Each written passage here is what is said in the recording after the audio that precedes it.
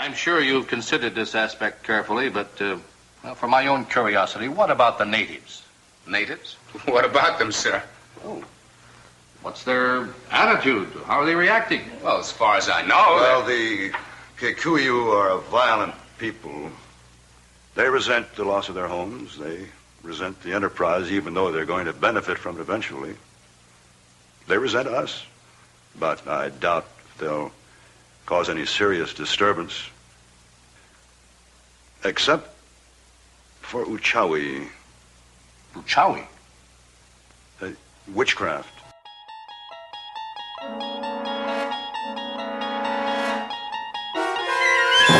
Hello, and welcome to the Twilight Pwn, the internet's third or first most popular Twilight Zone podcast. My name is John. I'm joined by my co-host, Fred. Hello. How you doing this week, Fred? I'm good. It was funny. We discussed our ascension through the ranks of Twilight Zone podcasts last week, and we've already been getting some blowback. I think one of our listeners who lives in Australia was like, not on Australian iTunes, buddy. So our reach is sadly limited to the continental United States. Really, the most important thing to discuss here is we had kind of like a hot or not competition last week. Yeah, we had a hot or not competition, and I just got to see this. You know, we discussed how one Martian looked. You know, you believed Phil Hartman, I believed John Krasinski. Right, yeah. And then without consulting me, you go ahead and goose up a survey finding a picture of Krasinski at his most charming and, you know, non-alien-ish. Put it up there. Here's the thing. I actually tried really hard to find a picture of John Krasinski. Real hard. You Google John Krasinski and try and find a picture that doesn't look kind of like, aw shucks, charming. Oh. I had to go to the Tumblr to help try and, you know, fix some of the damage you've done, but it probably is too late. Oh, did you put up a new hot or not? I just did right before we started filming. Let's get my reaction to this live on air. This makes for riveting podcasting. What? You think that looks more like the alien? Yes. It's right there. It's all there. John. All the pieces. So we'll need to let this percolate for another couple weeks. Okay, got it. This will become the focus of our podcast from here on out. Whether a Martian in Mr. Dingle the Strong looks more like John Krasinski or Phil Hartman. But I actually do have a bit of Twilight Zone actual related thing. I just I've been reading a Rod Serling biography, which I probably... Which one? It's called Serling, The Rise and Twilight of Television's Last Angry Man. When Martin Grabs Jr. and I were kicking back, hanging out at Monster Bash, I feel like he mentioned that there were two biographies of Rod. Yeah. And, so... I recently became Facebook friends with Marty Grams. And, yeah, you know, that's nice. I mean, I know. I'm Facebook friends with a lot of people I don't really hang out with, don't really party with. But I know. Nothing will replace the memories of Monster Bash. But call me when you have a bash with him. All right. Well, I asked him if he'd read the biography, and he hadn't read it. And I sort of detected in his tone a sense of condescension, like maybe don't the waste my biography. time. Yeah, exactly. Well, it says there's only 152 episodes of the Twilight Zone in numerous points, so I feel like they kind of blew their credibility. But apparently, a lot of characters in the Twilight Zone are named after childhood friends of Serling, which I didn't quite realize. He was friends with a guy named Herbie Denton, Mr. Denton on Doomsday, and he also really listened to this radio show that had a character named Jerry Whipple on it. So I feel like I've been getting gems left and right. One of my favorites is this little passage here. It's talking about Serling's father, who... Luther Dingle? Yes, exactly. Luther Dingle Serling. So this is Sam Serling, and he was apparently endlessly spinning off ideas for things like the Frankburger machine, a gadget for making hamburger-shaped frankfurters. So he was... Do you remember the episode that particular device is featured in? Oh, it's the guy who has all kinds of kooky ideas, but some of them were actually reasonable, like having like something that helps soldiers not drown. People are like, this guy is so far-fetched. Which episode was that? Penny for Your Thoughts? No, it's a kind of stopwatch. Okay, a kind of stopwatch. It's like a ridiculous invention, apparently, that was like Serling just like mocking his dad. So cool. How about you? How's your week? Good, it's good. I don't know if I have anything specifically Twilight Zone related. We just received a couple copies of a new Twilight Zone book that we'll be giving away as part of our non-denominational holiday contest which we'll discuss at the end of the show. So I've been thumbing through that, and I actually did finish Anne Serling's biography of Serling a couple weeks ago, it's very interesting. I think you have to go into it not expecting to get all the inside dirt on the Twilight Zone. It's more of a portrait of a father-daughter relationship where the dad just happens to be Rod Serling. It's interesting. It was well done. That's interesting in its own way. I would definitely recommend this book, the one that I read. It's by Gordon F. Sander. It's pretty short. It's like, 200 pages or so. There's lots of little weird tidbits, like the guy found like Serling's like dictaphone repairman and like talked to him. So, but we really should get to the episode. What are we talking about this week? This week we're going to take a trip into the jungle. Nice. This was a third season episode. It was the 77th of the production run. It aired originally on December 1st, 1961. The carcass of a goat, a dead finger, a few bits of broken glass and stone, and Mr. Alan Richards, a modern man of a modern age, hating with all his heart something in which he cannot believe, and preparing, although he doesn't know it, to take the longest walk of his life, right down to the center of the Twilight Zone. Got me.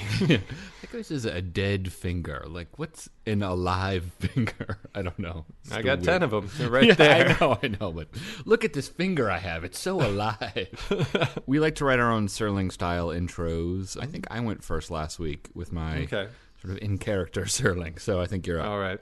The Twilight Zone, the Twilight Zone, the Twilight Zone, the Twilight Zone, the Twilight Zone, the Twilight Zone, the Twilight Zone, the Twilight Zone.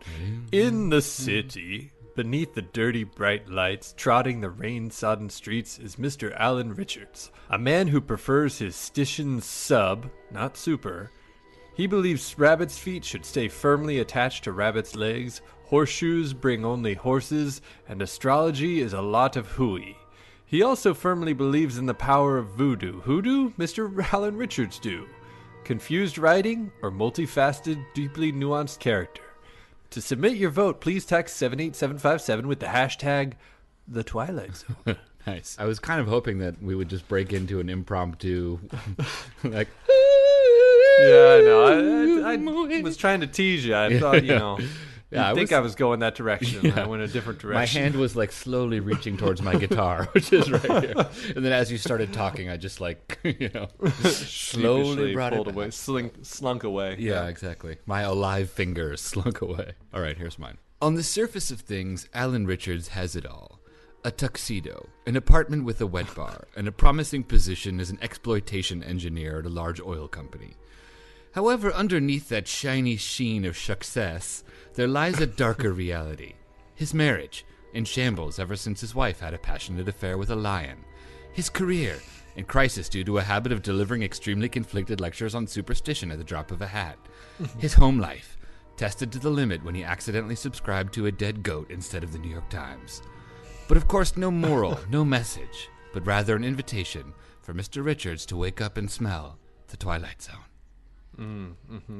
Good. Anyway, so this is a third season episode of the show. We actually have some big news here as well, which is that Hulu, always reliable in the past to provide free streaming, has decided to put it behind the paywall. So, which means we're going to have to re-record the last 133 episodes because that's now a glaring error on our part. Yeah, I break out the censoring bleep, but Hulu, frankly.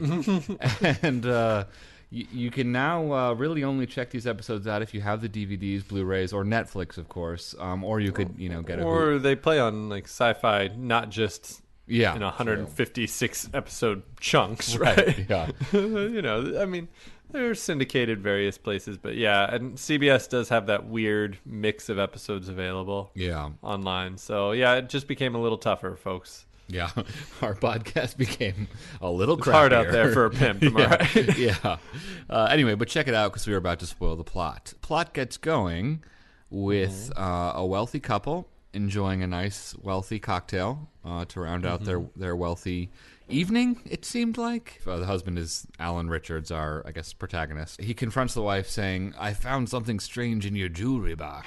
I decided to bring back some souvenirs. Souvenirs? A human finger?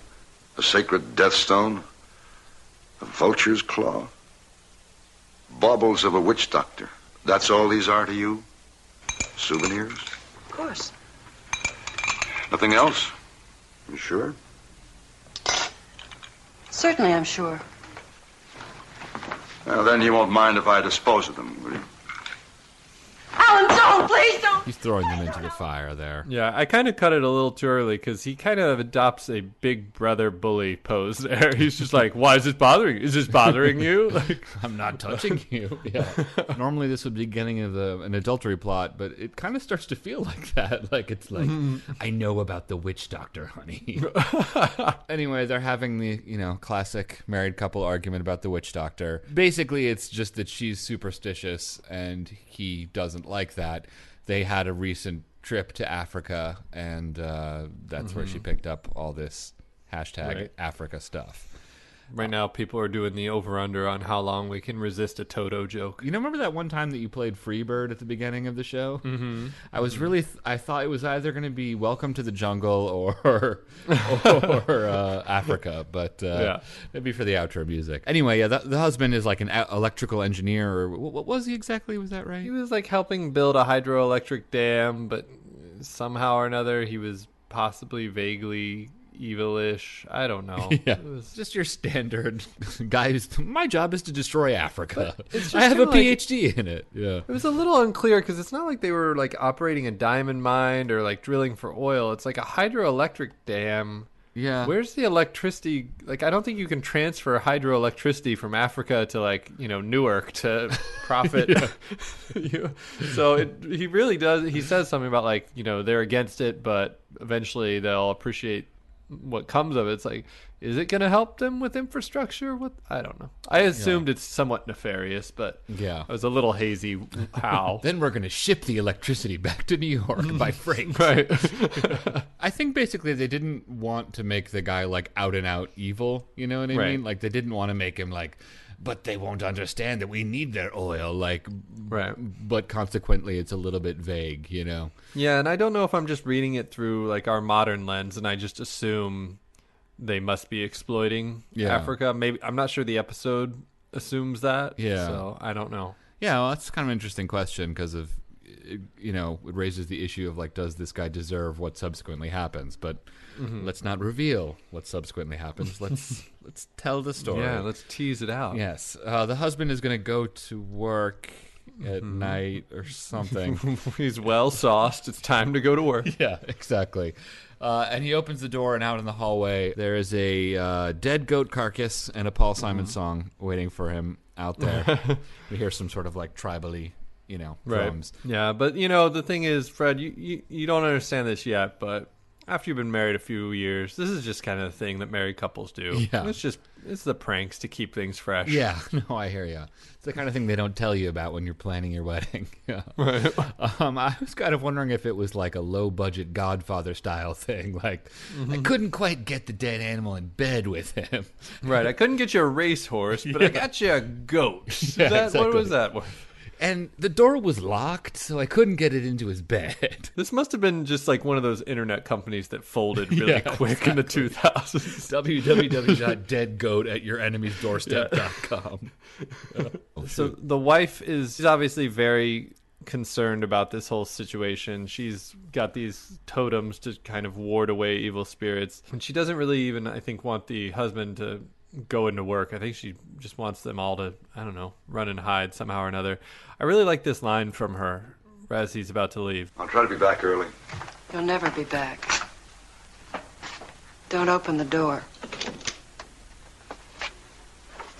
Dead goat, obviously. But I honestly thought this setup was really solid. I was really, more than a lot of episodes, I was kind of drawn into this situation. Yeah, I don't know. It seems melodramatic to some degree. You know what I mean? Oh, sure, it is a bit, but it's definitely melodramatic. I just feel like it's good. Like, it's effective ghost story stuff. Yeah, I hear you. I guess I just felt like I would have accepted it if the wife is like, I've got a bad feeling about this, R2 or whatever. Like, but it seems odd that she like knows specifically, tonight you're gonna die. Like, it's not clear. Like, did they just get back? Right. Has there been like a series of building signs? Like, maybe she saw the dead goat already and is like, I'm not cleaning that up. Yeah. And so she knows what's coming on the other end of the door. I saw blood on the moon. Is that Katharine Hepburn? Who was that? Oh no, that was the woman from The Hunt. Remember how she was like, okay, Don't go out there tonight. You're such a poop, Henry. Yeah. And no wire hangers. I don't know. Just throw her in there, too. Throw her into the mix. Let's move on. We get Serling's intro, and did you notice how he wasn't wearing a tie? Not only did I notice, I made a note. Whoa. Like, what the hell is this? Is this like amateur hour? You just not give a shit this week, Serling? Yeah. He just flew in from Antioch, and it's just like, okay, come on, just turn it on. I got this. It had a real feel of like when they're on the campaign trail and the presidential hopefuls suddenly are wearing just like the blue Oxford with the sleeves rolled up and no tie. It's like, who are we kidding? Like, what are you doing? Yeah, I don't know. Maybe it was kind of like his attempt to kind of like get into the like exotic mood or something. Like maybe he wanted to do it with a pith helmet originally and they compromised on no tie, but it definitely did. Rod just looks weird without a tie. You've thumbed through Anne's book. I feel like every children's picture of him, he was wearing a tie. Yeah, exactly. I think he was born with a tie. So yeah, he's at the beach with like swim trunks and a tie. Yeah, it doesn't. It looks seem much right. more like a gaffe than interesting choice. Yeah, exactly. But anyway, Serling delivers his intro. And then we cut to the exterior is at night, so I have to assume this important meeting is happening at like 9 p.m. Yeah. For whatever reason. The engineer is having a meeting at this company. Again, the company is sort of vague. They're having a meeting about Africa, and the scene opens the big with this Africa project. Yes. Yeah. The scene opens with the shot of this quote-unquote map of Africa. Like it's about as legitimate as like a map ripped out of a coloring book. Like That's hilarious. I have the exact same note. My note says report had a kid's coloring book feel to it. Exactly. It totally does. No countries. It's just like here's a dam and there's just like a big graphic from like a clip art gallery of a dam. Yeah, totally. It's like, we got to watch out because there's a bush here, so that might become a problem later. The thing it kind of reminded me of is like when you go to like a hokey theme restaurant and they have like a, and there's a kid at the table and they give you like a coloring napkin or whatever. It very much looked like that. Like, in today's PowerPoint world, that's what, presentations used to look like. Oh, totally, yeah. And everyone would be handed crayons and they'd have to like, find their way to the X or whatever. But anyway, the executives are settling down to their 9 p.m. meeting. They finished coloring in the other countries and now it's time for Africa. They're discussing, quote unquote, the natives who resent the company. Again, I'd like to know what's going on here. Do we have any clips about this? Like, what should I, like, read the episode summary? Because I actually thought that it was, like, some oil company. I clearly didn't pay enough attention. He just says they're building a hydroelectric dam. They're just, like, contractors being brought in to help out with local infrastructure. So, really, he's kind of blameless, I want to say. It's hard to say. I mean, they could be building a dam, I don't know. To prop up, like, a dictator or something like that? Yeah, it could be the dictators like building a dam, and all that power is just going to be like held by the state, and it's not going to profit the local people at all. We don't know for sure. Yeah, but it's not as out and out simple as like they could be destroying the ecosystem to build it. We don't know that for sure. There's any number of reasons why they're going to have to call on the Planeteers in the next scene. The whole scene starts to get a real Avatar vibe to it. Like, just, like substitute dam for unobtainium, and you got the idea. Substitute John Daner for Giovanni Ribisi. Yeah, any second now he's going to climb into his big blue Navi avatar and sort this out. Substitute a budget of $2 billion for $5,000, and you basically have this. Alan Richards, the engineer, is sort of explaining that they may need to like add like a witchcraft line item to the budget because like apparently there's a particular kind of black magic perpetrated by the local people near this dam. This is really at the beating heart of this episode, a very confusing speech about superstition. Yes, this is really, I think we both touched on in our intros. Yeah. I think the one big nagging problem I have with the episode. So, we've just had a scene where Richards kind of speechifies at his wife, like, oh, don't be a silly old superstitious old biddy. That's all crazy talk. And now he really lays it on thick with, he expresses concern about the witch doctors and all the bored people laugh at him, and then he starts throwing it back in their face. Mr. Sinclair, what time is it? Oh, say, what's this you're wearing on your watch chain? Why, It's rabbit's foot, isn't it? Yes, but I Well, don't... why do you wear that, Mr. Sinclair? Now, see here... It's for luck, isn't it? What's that got to do with magic? Sinclair carries the severed foot of a dead animal around with him in the hopes that'll bring him good fortune, and he can't see what that has to do with magic? Hardy is amused. Although it's a known fact that he's a superstitious man, or have you finally given up astrology, Mr. Hardy? Here is a 20th century man with a 20th century mind who allows the stars to make his decisions. And a fine job they've done of it, too, young man. Mr. Hardy, that's exactly what a Kikuyu witch doctor said to me when I suggested that panther bones could not foretell the future. Now, you needn't smile, Mr. Templeton. I've seen you knock on wood more than once. Well, wait a minute, Chad. Just a second. Mr. Fleming, when was the last time you walked under a ladder, huh? Or crossed your fingers or threw salt over your shoulder? All right, Mr. Richards, I think you've made your point. A multi-billion-dollar corporation run by witches, warlocks, in a 40-story building that doesn't even have a 13th floor. Now, gentlemen, Mr. Richards! That's actually, I think, like a really good speech. It's just utterly confusing, slapped right next to his speech, tearing down his wife for being superstitious. At the beginning of the meeting, he's like, we have to watch out for these witch doctors.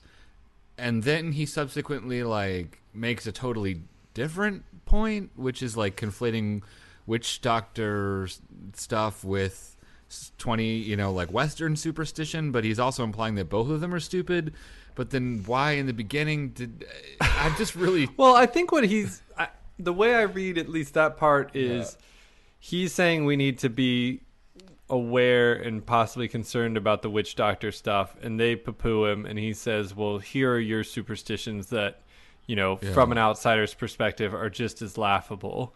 And so I don't know. Yeah, it's so hard to get a real read on where he stands in all this. But I, in this moment, in this scene, I think he's saying, not making a judgment on whether rabbit's feet or all that is actually stupid. He's just saying, look, you do stuff that could be considered crazy too, right? But it's important to you, so it's important to them, and we need to be aware of that. Maybe this is some weird 48 Laws of Power-esque boardroom strategy, confuse your opponent by really impassioned monologues that sort of vaguely conflict themselves. I don't know. The point about how Western superstitions are no more kookier than ones from other countries is a good one, and it's well made, and it's an interesting idea. It's just that it's very much a non sequitur in the context of this character. So yeah. So that's weird. I do love the one particularly. I think he really hammers it home when you talk about huge multi-million-dollar skyscrapers that don't have 13th floors, which is a totally real thing. Yeah, but it's interesting. It's kind of silly when you think about it, because they very much do have 13th floors. It's also funny too because my office is on the 14th floor of our building, and I often think about that to some degree. I'm just oh yeah, maybe that's why.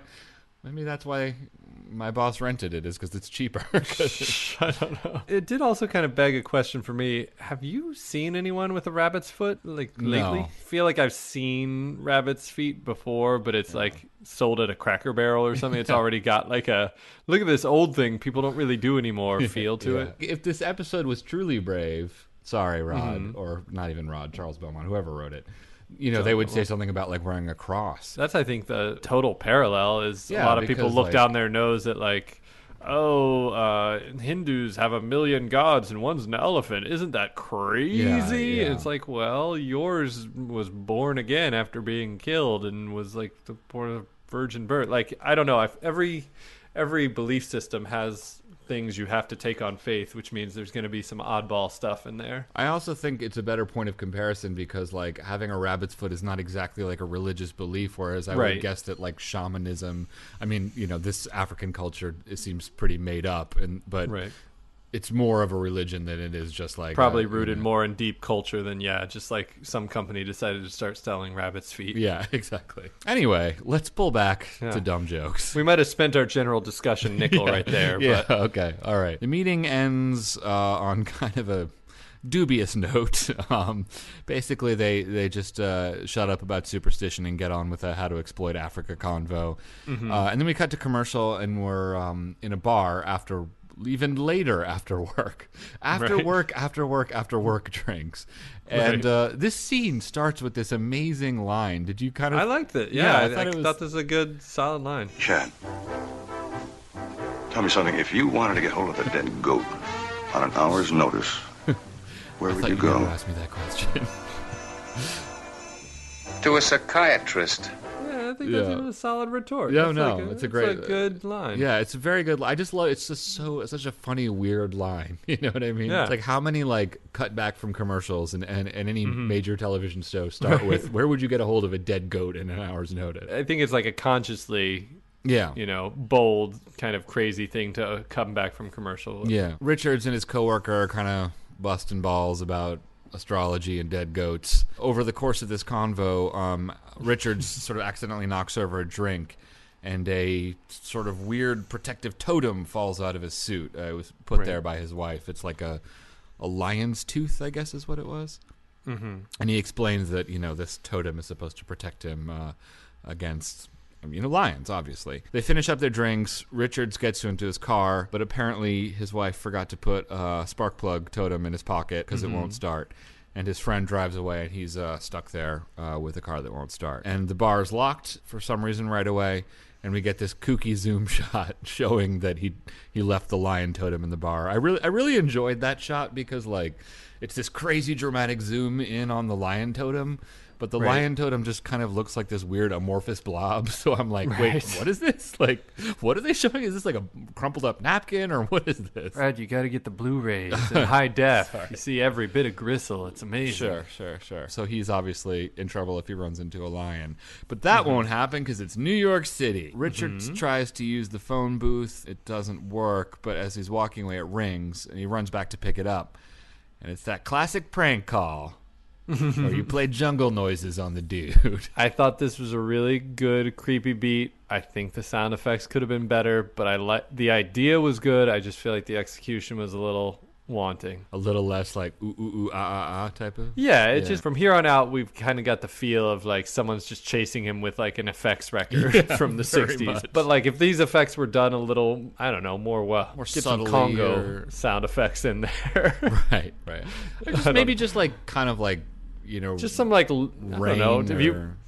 If you want to go classic cheesy, just like some African drums very subtly, very quietly beating or something that's you can't tell if it's just a dial, something wrong with the phone, or if it's a drum. Yeah, that could be cool. Yeah. Or I was thinking more just jungle noises, but not quite as obvious. You know what I mean? Yeah, just something a little subtler, a little more realistic. But I liked the idea. Yeah, you can't tell if it's static or rain on wet leaves or something. Anyway, Richards decides to start walking home, and the streets are very, very empty.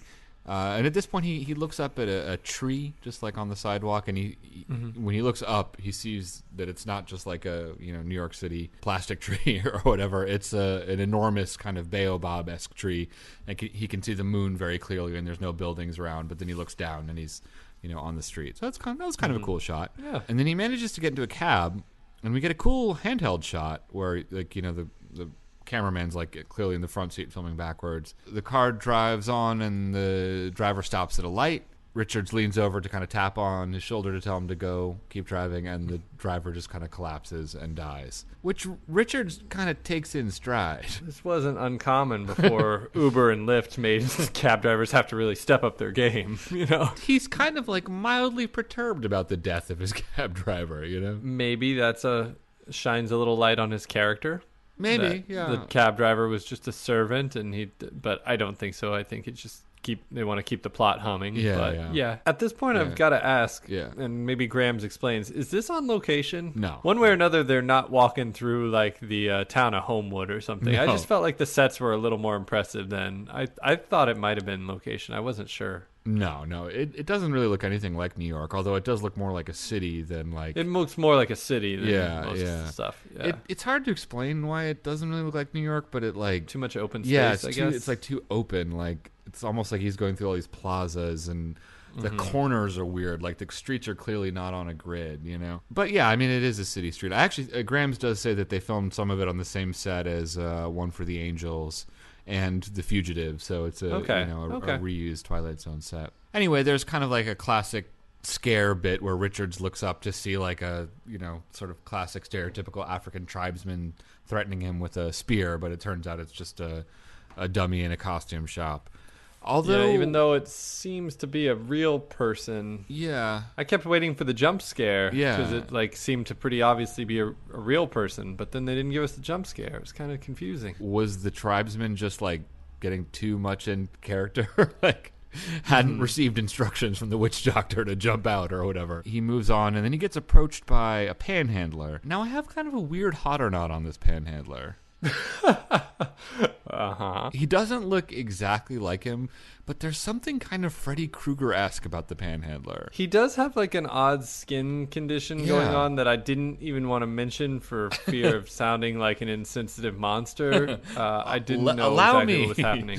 I think it was just his beard or to something. tag off that clip we were supposed to post the Key and Peele thing that we forgot about. Right, yeah. He's got the right hat for it, and his skin or his beard or whatever looks kind of Freddy Krueger-ish. The homeless guy doesn't hear the drum and jungle noises that Richards hears, which is obviously a sign that it's only happening to him.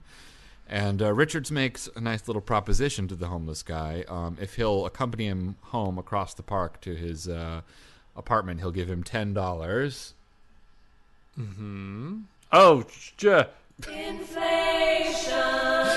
calculation. You can't wait to pull out the clip when it's not relevant and when it's just throwing it in my face. But when it's a legitimate inflation calculation, you're caught dead in the water. Yeah, $80 in today's money. Now, would you accompany a well-dressed man in a tuxedo? Nope. What would Mr. Money Mustache say? All you got to say is nighttime in a major city.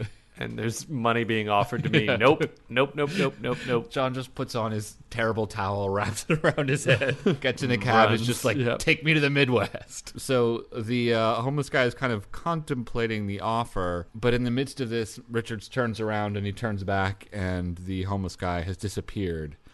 So apparently he was part of the enchantment too? Well, he could have been just a delusion this is where I think the scary stuff is coming. It's dream logic. Yeah. Just weird stuff is starting to pile up. I just like to imagine the African witch doctor being and then a homeless guy who looks like Freddy Krueger approaches him, and there's money exchanged, but it's not enough. He starts to panic a little bit. He sees a lion statue, and he's scared by that. Kind of, I guess, suggesting maybe the steps of the public library. Public library, yeah. 2 lines. You want a little pop quiz? What are the 2 lines called? Oh, that's a piece of trivia that I have learned before, but I've forgotten. I don't know off the top of my head. Okay, I actually don't know. I should have looked it up, but I think off the top of my head, I think it's patience and prudence. But look it up real quick. Why am I looking up your trivia? Patience and fortitude. Okay. Close. Richards walks into Central Park. He kind of goes through this cycle of being scared by something and then looking smug. It's the cab driver still did die. Right. I don't know why you think you're getting something over on the witch doctor, because somebody already died. Here I have the note. It's very much like a man is chased by a sound effects LP. He starts running around and it's and then he runs out of the park. He runs into a trash can, and it felt like he really had to work to hit it. Yeah. He kind of had to veer out of his normal course to kind of slam into that trash can. Yeah, I don't know. It's hard to be terrified of nothing for a prolonged period of time. I'm kind of... Credit the actor for doing his own stunts, I suppose. I know. He makes it up to his apartment, exhausted and wet, and you can kind of see the balding at this point. He pours himself a stiff drink. Which, frankly, would have happened if he had a comfortable stroll through the park with, the symphony playing. Yeah. In the midst of that, he hears a roar coming from his bedroom. And he wisely moves towards the sound and opens the door, and he sees that his wife and the lion are having an affair. You actually do Honey, you told me you'd called it off. You do see the wife's dead body, which I thought was kind of effed up. This is pretty intense. Yeah, it's kind of gruesome. Yes. And, of course, the kind of sad, trained lion is coerced into being menacing and then jumps over the camera, and we hear a roar.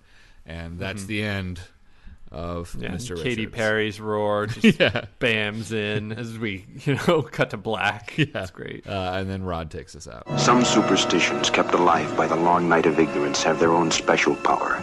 You'll hear of it through a jungle grapevine in a remote corner of the Twilight Zone. So I feel like we kind of got heavy in the midst of the episode there. Yeah, I think that was kind of the deepest vein of stuff to talk about, is just kind of superstition. Yeah. I read a review or two just afterwards as I was processing my thoughts, and there was some discussion about, viewed through our modern lens, how much should we account for, feel uncomfortable with this whole plot of like an evil from darkest Africa comes to the big city or something. Yeah. Like, I was just caught up enough in the yarn that I didn't think too much about the like kind of lame deeper implications of like white fear, but I don't know. I mean, it's there. It's there for sure. Maybe it didn't even register that much for me because they never showed them in Africa. Yeah. They never showed them interacting with the locals. So, you know, it just kind of felt like removed enough that I don't know. Like, you could basically, like, I mean, obviously it is Africa, and that's kind of like has a lot of baggage associated with it, and it's certainly like, you know, it's not like Scotland and they're afraid of like, you know, the fog and the bagpipes, you know. Right. The fact that it is Africa is definitely indicative of a certain like uncomfortable reality that many people were afraid of it and probably still are. But I do think that like it's just so thin that it's hard to like get invested about being mad about it, and it's also like it doesn't really make any point one way or the other, so it's like, you know what I mean? Like, it's the skin that's put on the like the spook story. Yeah. Like, it could be a forbidden object from the deepest heart of Asia, or frankly, it could be like, oh, when we were in the backwoods of Bayou country trying to build a dam, and the Cajun, you know, whatever. Or the like, the voodoo priestess, or I don't know. I mean, like it definitely just feels like it's an other, and it's coming to the big city, like a more savage, I don't know, a more like primitive force is coming to the modern world. Yeah, and I think that like that kind of plot is certainly like ripe for twitchiness, but I think that like all things being equal, like you said, it's a very like, since they don't get too deep into like the real dynamics of the two, it's just kind of like a guy being chased for half of it without really exploring what's going on. Yeah, exactly. Yeah, you're off the hook, Twilight Zone. This time. What we doing next? Bios and trivia. Bios and trivia. Bios and trivia. Yeah. Mark Scott, Siegfried, Mark Grams Jr., Siegfried and Grams, and IMDB. The Kaloka River is in Malawi, yet the map in the book places it in the far south of Sudan, hundreds of miles to the north of where it's actually located. IMDb, come on, give that book credit for having any countries by name. You know, I hope the word map was in quotes. I know you're doing really well. Like, in my memory, that's just like there's a map, and it's like North Africa is the top half, and South Africa is the bottom half, and that's the best they did. This one was written by Charles Beaumont, and I think originally Buck Houghton didn't want to do it. And there was like a lot of concern about how they couldn't really do it justice, because I think the original short story that it was based off had like a lot more real animals as opposed to sound animals. So it was like sort of contentious, but eventually they decided to do it, and so that was what happened. There's a couple of shared props, like apparently the jukebox in the bar scene is the same one from Mr. Dingle the Strong. Sure. Right, the lion is the lion from Forbidden Planet, obviously. Exactly.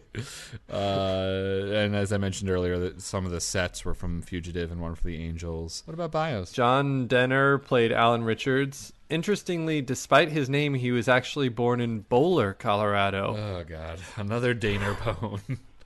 I'm just sad. He was also in The Lonely and Mr. Garrity in the Graves, and I'm just sad that I didn't think of these back when we did The Lonely, so missed an opportunity. That closes out the Diener run. Yeah. What do you think?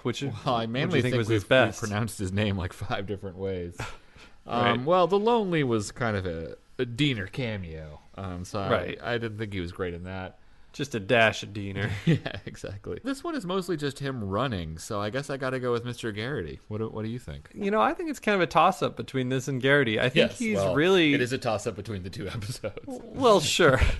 Well, no, I don't think like Garrity is like a strong slam dunk. I think this is a really good actor for this role, even though, you know, It's muddled, but that's on the writing. In the scene where he has a point of view, I think he nails it. It's just like the scenes change wildly. But I hear you. Playing like the waspy kind of aristocratic skeptic, I think he like really does well. It's true he has to carry water of looking scared for like 10 minutes with nothing to play against, but I think he does it well enough. I thought he gave. I hear you. This role is, but he gets to do something different in Garrity, so you know he gets to be kind of the showman. I think he's pretty good in both. Yeah, I mean, I think he's a good actor. I just think that like Garrity is so much more to do. He's like kind of charismatic, and there's jokes. Right. This is kind of a belated hot or not, but do you think he looks a little bit like kind of like an American?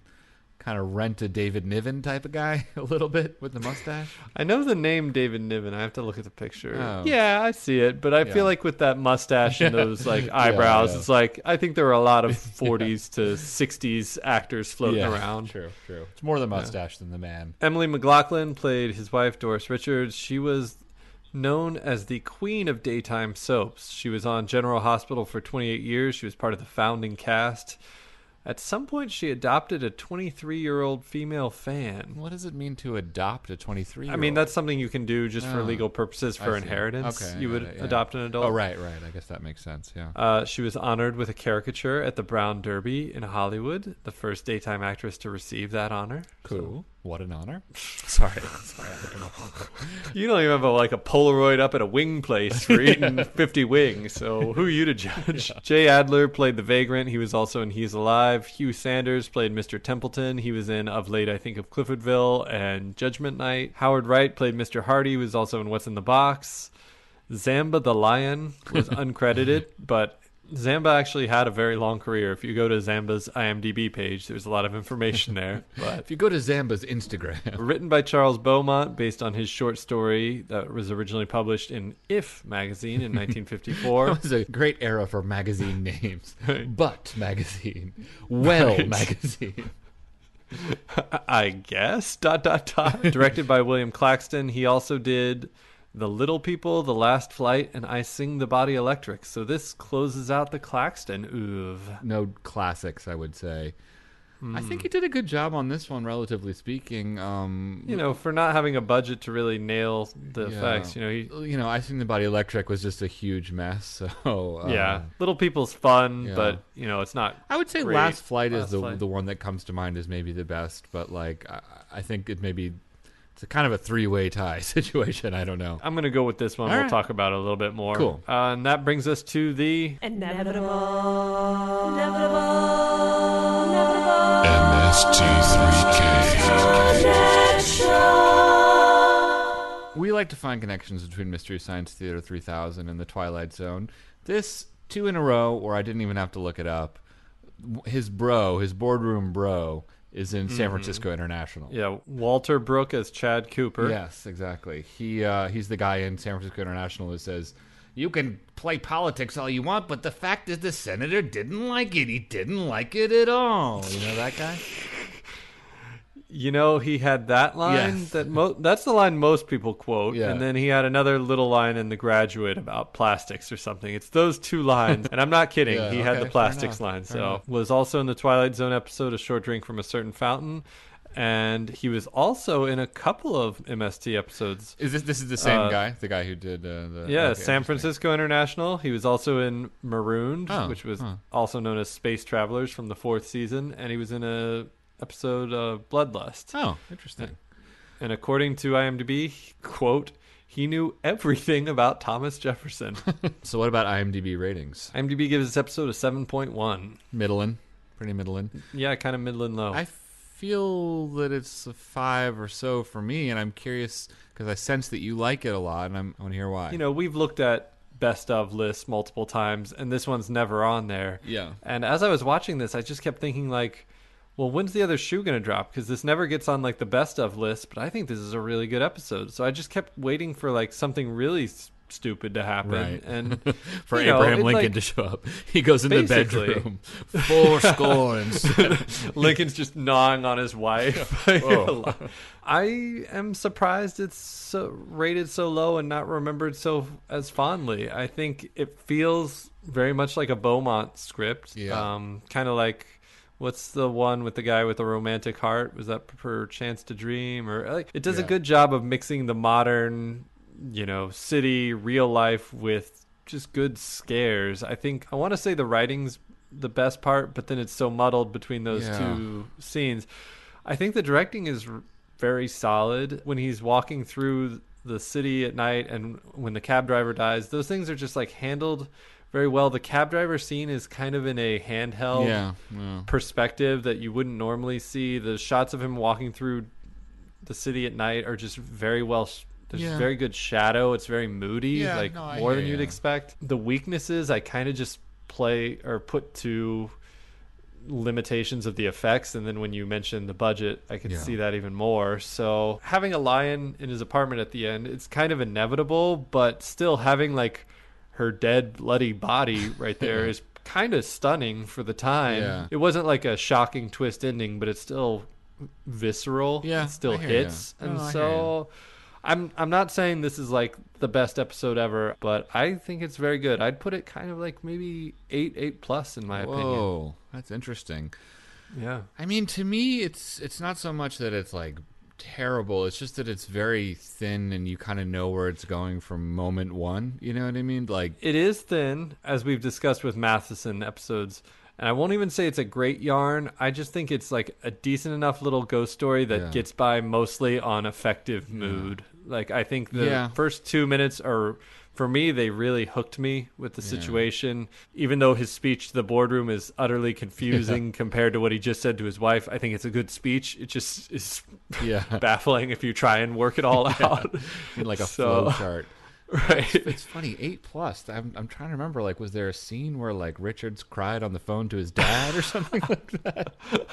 It's heavily implied. Yeah. I had a pet lion when I was a kid, Fred. I know what you mean about the filmmaking, and it is kind of evocative. I mean, especially having lived in New York for, like, 14 years or whatever it is. Like, sometimes you're walking around and you kind of notice that you're alone on the street, and it feels really weird and interesting and moody, and I got that feeling a little bit watching this episode, and I do think that there's definitely a lot of stuff to like, but I just think at the end of the day it's just so simple, and like it does just get a little bit cheesy where it's like another jungle sound effect, like that starts to wear out. So I mean, I guess it's a little bit better than a 5. I was pleasantly surprised. Don't let me change it, because I'm actually excited for us having our widest split ever. This never happens. Well, so. I mean, I'm not. I just think I think 5+ feels about right. I hear you. Wow, that is a historic occasion. 3 whole points.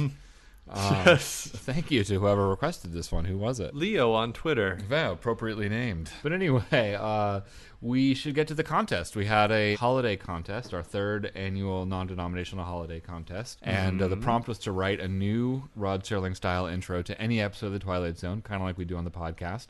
And we got oodles of entries, many of them very good. But we have to choose 3 to give away 3 prizes. One is a signed copy of Anne Serling's book about her father, My Father as I Knew Him.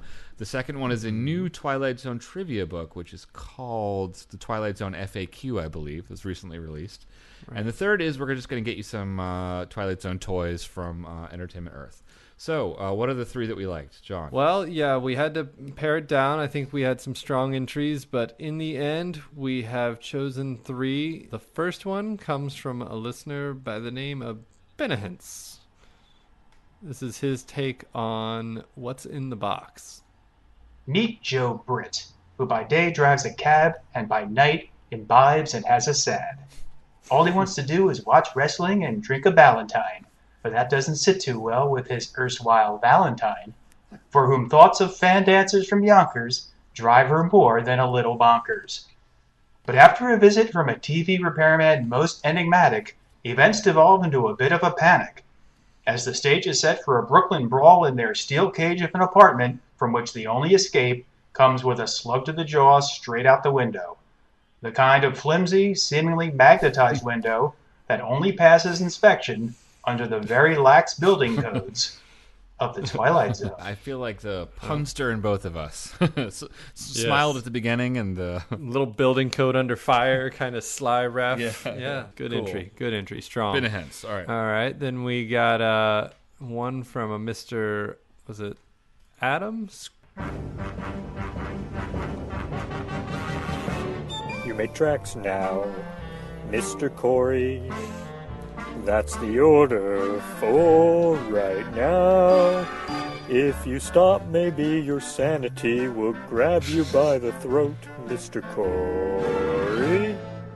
Yeah, you gotta keep moving, gotta push up and push out. You get the idea. When he first started singing, the first time I heard it, I did a double take. I did appreciate, the karaoke effort. Yeah. Serling only did that a couple times, exactly. so most people don't even remember those. Yeah. And then the last one was Douglas K. This is his take on Night of the Meek. Submitted to CBS. A letter not to Santa Claus, but from him. Or rather, Mr. Henry Corwin, one of the special men who on every December trade necktie and briefcase, or in Mr. Corwin's case, a rock gut bottle, for red suit and cap, and mount department store thrones to hear the Christmas wishes of children. Mr. Corwin carries in his heart a personal miracle, growing to manhood with his Yuletide spirit of hope still intact. Miracle turns to burden, however, when he sees on television a world where book lovers lose their spectacles, over-the-hill prize-fighters lose second chances to unbelief, devils in boys' clothing terrorize whole towns, and a beautiful girl laments her lack of a pig face.